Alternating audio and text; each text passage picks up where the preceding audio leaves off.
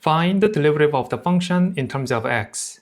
We have y is equal to 2x plus 1 to the power of sine x. If the power is not constant, then use the property of logarithm to move this expression in front of 2x plus 1. So take the natural logarithm of both sides. Then we have natural log y is equal to, using the property of logarithm, sine x times natural log 2x plus 1.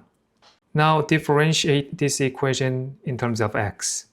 So the derivative of natural log y, that's 1 over y times the derivative of y itself, dy over dx. That's the chain rule. Here we have a sine x times natural log 2x plus 1. So we have to apply the product rule. Derivative of sine is cosine, and leave this function alone, plus leave sine alone, times derivative of this function. It's ln, natural log, right? So 1 over 2x plus 1 times the derivative of 2x plus 1, chain rule. So that's 2. So if we simplify this, 1 over y dy over dx is equal to cosine x natural log 2x plus 1 plus 2 sine x over 2x plus 1.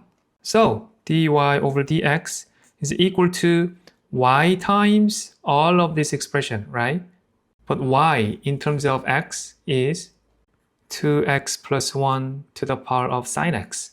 So dy over dx is equal to y, which is 2x plus 1 to the sine x times cosine x natural log 2x plus 1 plus 2 sine x over 2x plus 1.